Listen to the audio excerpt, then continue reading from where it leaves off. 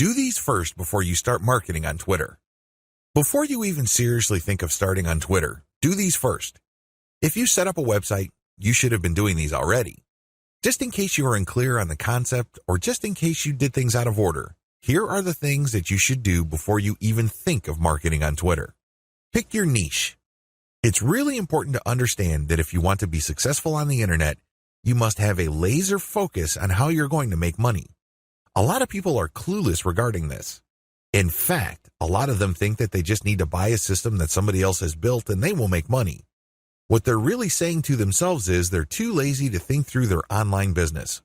That's always a dangerous proposition because when you let another person do your thinking for you, you're going to have to deal with the consequences. You have to understand that when people build systems for others, they're usually trying to cut corners. They're trying to make the most amount of money with the least amount of effort. Do you think they have your best interest in mind with that attitude? Of course not. This is why it's a bad idea to let somebody else pick your business for you. You have to do it yourself. You have to know what you're doing. You have to know who you're going to be marketing to, what exactly you're going to be pushing, and how you're actually going to be making money on the internet. You can't just buy some sort of business in a box and expect everything to work out smoothly. That happy ending that you may have been dreaming of may be a very distant and even impossible dream. Why? You just didn't step up. You have to do all of this yourself. The most important is to pick a niche.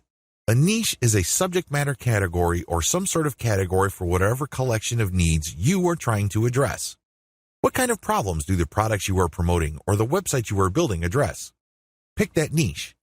Understand how that niche compares with other niches. Understand whether it fits your amount of resources and your expectations. Build a site. You can outsource this. You can create a site that addresses your niche. When you're building a website, you're not just putting up a nice-looking online destination. It must do something. It must convert the traffic that you drive to that site into cold, hard cash. Create a mailing list. Next, you have to create a mailing list. This is crucial. Your mailing list is actually the payload of your website. Sure, you may be putting up affiliate ads on your website. When people click these and they land on the sales or landing page, they may buy something. When they do that, you get a commission. That's nice and everything, but if you really want to make money over the long term, create a mailing list. Why? Whatever credibility, respect, or trust you create with your website, you maintain with your mailing list. When you have an update on your website, you just publish the link on your mailing list and invite people to click through, and you have yourself a nice burst of traffic. I've got some bad news to share with you. The vast majority of people who visit your website will never come back again. That's the harsh reality. When you have a mailing list, you get to retain some of that traffic. You only need to set an update, and you get a nice little surge of traffic because people saw your email and click on your link. This enables you to retain some of the value of the hard work and time you put into branding and promoting your website. To create a mailing list, you have to offer a premium. It's some sort of freebie. It's some sort of incentive for people to join your mailing list. Of course, you make this case on your squeeze page. You advertise the value of the freebie you're giving on a page called a squeeze page. This is where people enter their email addresses to subscribe to your mailing list. Please understand that there is a big danger here. This is a warning. Don't go overboard in promoting the freebie because if you do that, people will sign up for the free booklet, the free course, or the free book. They couldn't care less about the updates your mailing list will send them. In fact, if you push the freebie too hard, they might even think that the updates you send are some form of spam because you caught them by surprise. Do you see how this works? There has to be a healthy balance between getting people pumped up to join your mailing list because they're getting something for doing it, but also letting them know that they are getting a better value by being on your list just because you will be sending them information that would enable them to solve all sorts of problems in their lives that are related to your niche. Do you see how this works? Do you see the balance? Create an ebook or report or some sort of high-value giveaway. When you create a mailing list, there has to be some sort of incentive for people to sign up to your list. I wish it were as easy as saying that your website is so awesome that your visitors owe it to themselves to sign up to your list. I'm telling you that if this is your strategy, you're probably going to get very few list members. Why? People need a push. They may be impressed by your website, they may like what you're doing, but this may not be enough to get them off the fence. To many people, entering an email address into a field is a lot of effort. You have to give them some sort of valuable incentive for them to sign up for your list. Generally, I would use some of my popular blog posts, or I would come up with a distilled version or a cheat sheet version. Usually this works. Other times, I would use some sort of massive compilation of resources that are an answer to people's problems. Whatever the case may be, the value of the incentive must be obvious. They don't have to be Sherlock Holmes to figure out the value of what you're giving away. Again, to reiterate, the value must not be so big and steal so much of the spotlight that people forget that they're signing up for a mailing list. It must share equal billing with the list. You have to promote the freebie in such a way that it is still clear to the person registering to your mailing list that they are signing up for a mailing list.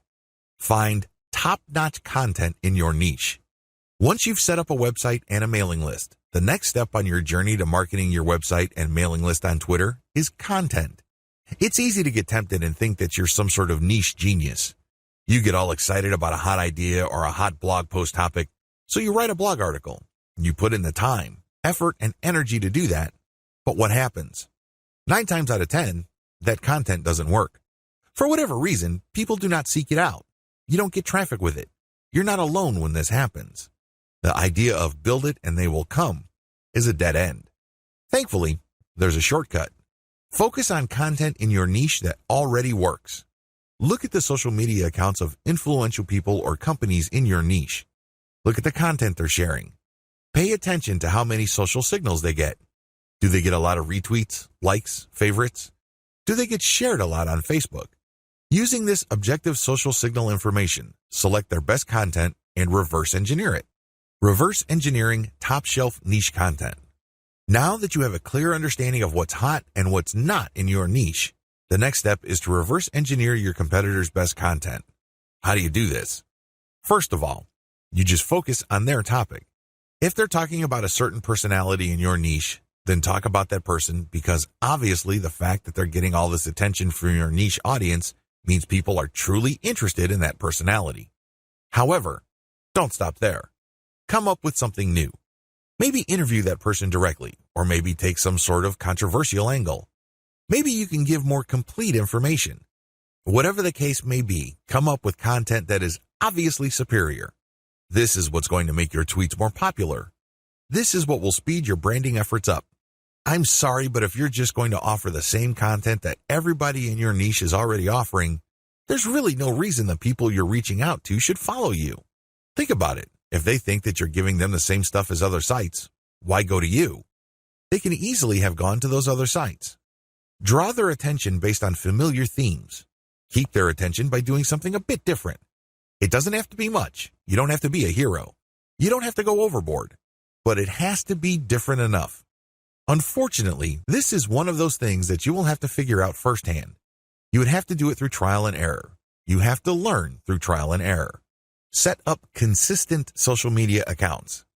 Now that you have followed the steps above, you can now start setting up your social media accounts. For starters, you should focus on YouTube, Google+, Facebook groups, Facebook pages, Twitter, and maybe Pinterest. Start with these. Later on, you can branch out to other social media platforms like Quora, Instagram, and others. Your social media accounts must be consistent with each other. Your headers must have the same design. Your biography and other text must have similar elements. The key here is to project consistency. Consistency indicates professionalism. You're not just some random person working out of your mom's garage putting up one random website after the other. It can also help you solidify your brand. If you make a good impression on Facebook groups and people click through to your Twitter account and they see similar messaging, they can see that you are consistent, constant, and offer different types of content. This would help them become more comfortable with your brand. This would help them view your brand as more credible. Commit to specialized content on your social media account. Here's the big danger with having many social media accounts. It's very easy to see that a lot of companies put up a presence on many different platforms. That's great and everything because you have many ways of getting new traffic. The problem is they post the same content across the board. This is a problem. When people approach your brand on Twitter, they're looking for content that is slightly different from the content they would expect on Facebook groups, your Facebook fan page, and definitely your YouTube channel. You have to be aware of these different expectations and give them what they're looking for. Oftentimes, this is as simple as the form of content you offer.